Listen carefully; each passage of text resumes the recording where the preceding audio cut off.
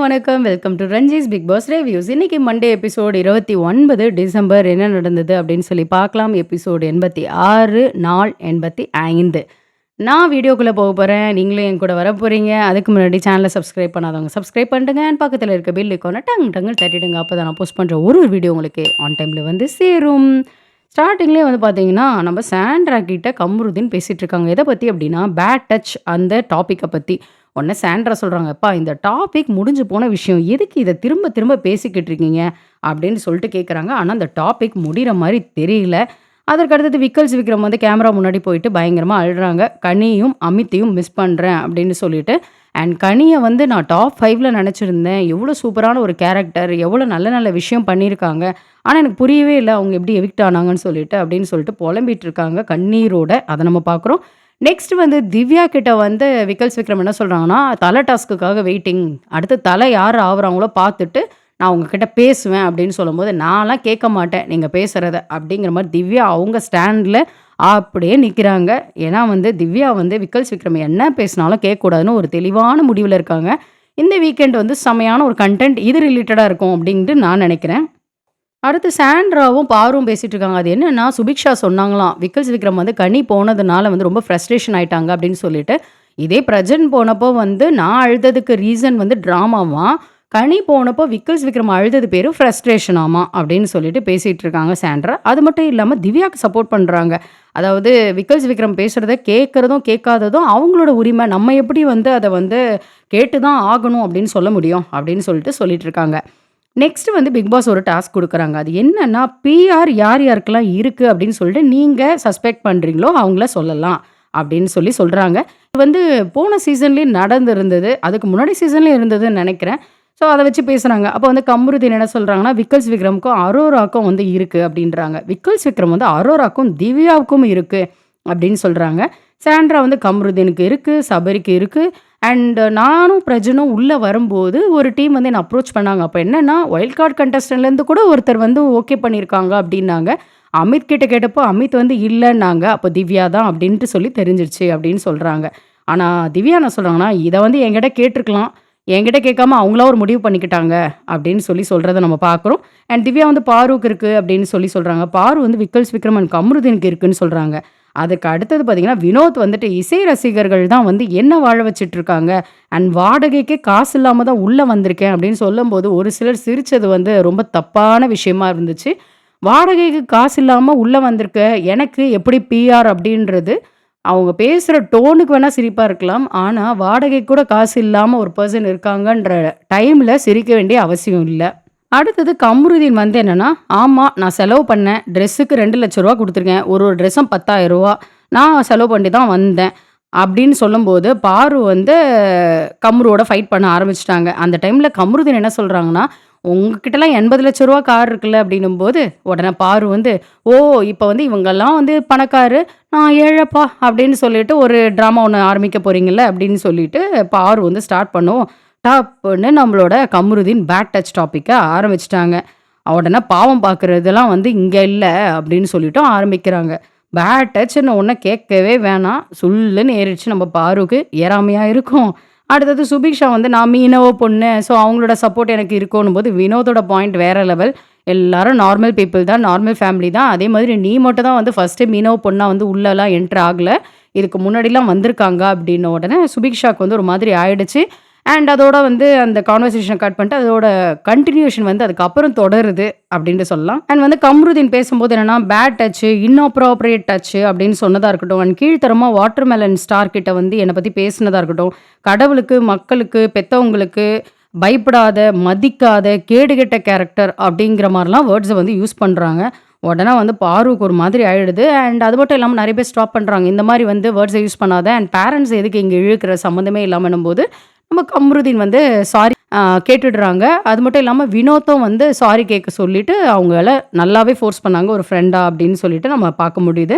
அது மட்டும் இல்லாம கம்ருதீன் என்ன சொல்றாங்கன்னா, அரோராவும், திவ்யாவும் சொன்னாங்களாம், "கேமரா முன்னாடி பேசிடு. இதுக்கு வந்து ஒரு க்ளோஷர் குடுத்துரு" அப்படின்னு சொன்னாங்களாம். ஸோ அத வந்து பேசின உடனே, அரோரா வந்து ஃப்ரண்ட்ல வந்து பேசுறாங்க. அதாவது பாரு அண்ட் கமருதீனோட ரிலேஷன்ஷிப் வந்து லவ்வா அதெல்லாம் எனக்கு தெரியாது. பட் அக்யூஸ் பண்ணது வந்து எனக்கு ரொம்ப கஷ்டமா இருந்தது. ஏன்னா கமருதீன் என்னோட ஃப்ரெண்டு. அந்த மாரிலாம் கிடையாதுன்னு சொல்லிட்டு எனக்கு ஃபீல் ஆச்சு. இதுக்கு ஒரு நல்ல க்ளோஷர் கிடைக்கணும் அப்படின்னு சொல்லிட்டு தான் நான் வந்து எக்ஸ்பெக்ட் பண்ணேன் அப்படின்னு சொல்லிட்டு அரோரா சொல்றாங்க. பாரு வந்து என்னன்னா, நான் ஜெயில்ல இருக்கும்போது லவ் கன்டென்ட் குடுக்கறது அண்ட் இதெல்லாம் எப்படி ஸ்டார்ட் ஆச்சுன்னே எனக்கு தெரியல. ஜெயில்ல இருக்கும்போது தோணுச்சா? இல்ல வேற டைம்ல தோணுச்சான்னு கூட எனக்கு தெரியல. எப்படியோ ஒரு டைம்ல ஸ்டார்ட் ஆயிடுச்சு. அதுக்குன்னு என் பேர இவ்ளோ கெடுக்கணுமா? அப்படின்னு சொல்லிட்டு போயிட்டுருக்கேன். சாண்ட்ரா வந்து இடையில வந்து சத்தம் போட்டுட்டு, "அம்மா இந்த விஷயம் எனக்கே தெரியும். எத்தன தடவ பாரு வந்து சாரி கேட்டுருக்கா, தப்பா வேர்ட்ஸ் யூஸ் பண்ணதுக்கு. ஆனா திரும்ப திரும்ப அந்த டாபிக் ஏன் வந்துகிட்டே இருக்கு?" அப்படின்னு சொல்லிட்டு சாண்ட்ரா வந்து பாருக்கு சப்போர்ட் பண்றத பார்க்குறோம். அண்ட் நம்மளோட பாரு வந்து அழ ஆரம்பிச்சுடுறாங்க. அழ ஆரம்பிச்சதுக்கப்புறம், "சாரி எனக்கு அந்த டைம்ல தோணிடுச்சு. நான் வந்து வேர்ட்ஸ தப்பா யூஸ் பண்ணிட்டேன்." அப்படின்னு சொல்லவும், "ம்மா அவன் வந்து தப்பு பண்ணலல்ல?" அப்படின்னு சொல்லிட்டு வினோத் ஒரு பாயிண்ட்ட டைரக்ட்டா கேட்கும்போது, நம்ம பாரு வந்து அதுக்கு பதில் சொல்லாம தலையில கை வச்சுட்டு தான் போனாங்க. பதில் சொல்லியிருக்கலாம், க்ளோஷர் ஆயிருக்கும் அப்படிங்கிறது என்னோட கருத்து. எனக்கு என்னன்னா, கம்ருதீன் மேல எந்த தப்பும் இல்ல அப்படின்னு தெளிவான ஸ்டேட்மெண்ட் வந்து சொல்லணுங்கிறது தான் எல்லாரும் எதிர்பார்க்குறாங்க. கம்ருதீன எதிர்பார்க்குறாங்க. ஆனா, பாரு வந்து அந்த மாரி டைரக்ட் ஆன்சர் சொல்லாம சுத்தி சுத்தி தான் வந்துட்டுருக்காங்க. அண்ட் விக்கல்ஸ் விக்ரமும், வினோத்தும் வந்து பேசிட்டு இருக்காங்க. மீனவ சமுதாயம் வந்து "நீ மட்டுமான்னு" கேட்டது வந்து ரொம்ப தப்பு அப்படின்னு சொன்னது. உடனே வந்து என்னன்னா, "அப்பா அப்படி நான் சொல்ல வரல. அதாவது என்னன்னா, நெறைய பேர் வந்திருக்காங்க அப்படின்னு தான் சொல்ல வந்தேனே தவிர, வேற எதுவும் கிடையாதுன்னும்போது, நம்மளோட சுபிக்ஷா என்ன சொல்றாங்கன்னா, "நீ அங்க சொல்லாத, சொல்லக்கூடாதுன்ற மாரி தான் நீங்க மீன் பண்ணீங்கங்கும்போது, நான் அந்த மாரி அர்த்தத்துலலாம் சொல்லல" அப்படின்னு சொல்றாங்க. வினோத் வந்து விக்கல்ஸ் விக்ரம் கிட்ட, "வாழைப்பழத்தில சொருவிட்டு போறல்ல" அப்படின்னு சொல்லி கேட்கவும் வந்து, "ஐயோ! அப்படிலாம் இல்ல" அப்படின்னும்போது, "ஓகே, ஓகே" அப்படின்னு சொல்லிட்டு போறாங்க நம்ம வினோத். அதற்கு அடுத்தது வந்து கம்ருதீனும் சரி வினோத்தும் சரி வெளியிலேருந்து பேசிட்டு இருக்கும்போது, "நான் தொடவே இல்ல" அப்படின்னு சொல்லிட்டு பேசிட்டு இருக்காங்க. "நீ தொட்டியா?" அந்த மாரிலாம் டாபிக் போயிட்டுருக்கு. சபரியும் வந்து அந்த சைட்ல வராங்க. அதற்கு அடுத்தது இவ்ளோ விஷயம் பேசிட்டு இருக்கும்போது, சாண்ட்ராவும், பாரும் வந்து பாத்ரூம்லேருந்து ஒட்டு கேட்டுட்டு இருக்காங்க. தென் சபரி வந்து இதற்கான க்ளோஷர வந்து குடுத்துடுறாங்க. வார்த்தைய தப்பா யூஸ் பண்ணிட்டேன்னு அவ சொல்றா. அதுதான். மத்தபடி இன்டென்ஷன்ல எதுவும் கிடையாது. அண்ட் நீ எதுவும் தப்பு பண்ணல. அப்படிங்கிற மாரி ஒரு க்ளோஷர வந்து குடுத்துடுறாங்க. அடுத்தது பிக் பாஸ் வந்து டாப் 9 பீப்பிள்க்கு வந்து விஷ் பண்றாங்க. அண்ட் லாஸ்ட் தல வந்து கம்ருதீன் தான் அப்படின்னு சொல்லிடுறாங்க. ஸோ இந்த வாரமும் சரி, அடுத்த வாரமும் சரி, அதுக்கு அடுத்த வீக் ஃபினாலே வீக் அப்பயும் சரி, எந்த தலையும் கிடையாது அப்படிங்கிறது தெரிஞ்சிருச்சு. இதுல இன்னொரு மெயினான விஷயம் என்னன்னா, தல வந்ததுக்கப்புறம் விக்கல்ஸ் விக்ரம் வந்து திவ்யா கிட்ட பேசுவேன்னு சொன்னாங்க. தலையே இல்ல அப்படின்னா விக்கல்ஸ் விக்ரமால வந்து பேசுறதுக்கு முடியாது.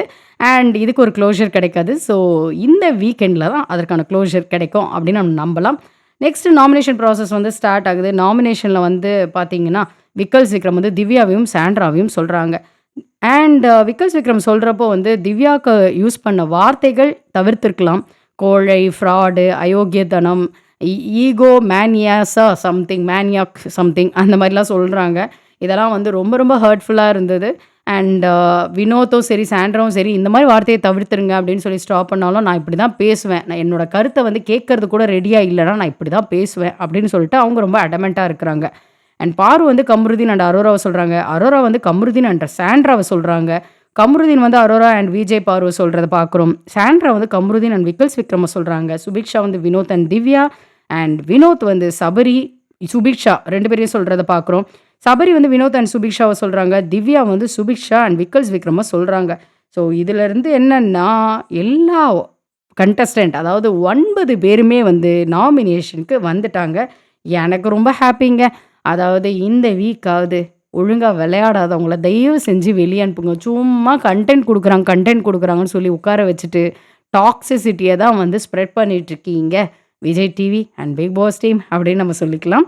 அண்ட் இந்த மாரி கான்வர்சேஷன் கன்டினியூஸா போயிட்டுருக்கும்போது, திவ்யா வந்து விக்கல்ஸ் விக்ரம வச்சு அவங்களும் பதிலடி குடுக்குறாங்க. ஆனா, அவங்க கொஞ்சம் டீசென்ட்டா குடுக்குறாங்க. விக்கல்ஸ் விக்ரம் நெறைய வேர்ட்ஸ் யூஸ் பண்ணாங்க இல்லையா? அந்த அளவுக்கு யூஸ் பண்ணல. பட் திவ்யாவும் வந்து சொல்லிட்டுருக்காங்க. ஸோ நீங்க யோசிச்சு பாருங்களேன். அரோரா, கம்ருதீன் ஃபைட் வருது. அண்ட் அரோரா, பாரு ஃபைட் வருது. பாரு, கம்ருதீன் ஃபைட் வருது. அதே மாரி விக்கல்ஸ் விக்ரம் அண்ட் திவ்யா ஃபைட் வருது. அண்ட் வினோத்தும் வந்து அப்பப்போ ஒருத்தரோட கிளாஷ் ஆயிட்டுருக்கு. ஸோ இந்த வாரம் டிக்கெட் டூ ஃபினாலே. அப்போ டிக்கெட் டூ ஃபினாலேல எவ்வளோ கிளாஷ் நடக்கும்ல அப்படின்னு சொல்லிட்டு நம்மளும் பார்க்கலாம். அண்ட் டிக்கெட் டூ ஃபினாலேக்கு வந்து ஒரு மாரி ஸ்க்ரீன் கிராண்ட் லான்ச் மாதிரி ஒண்ணு பண்றாங்க.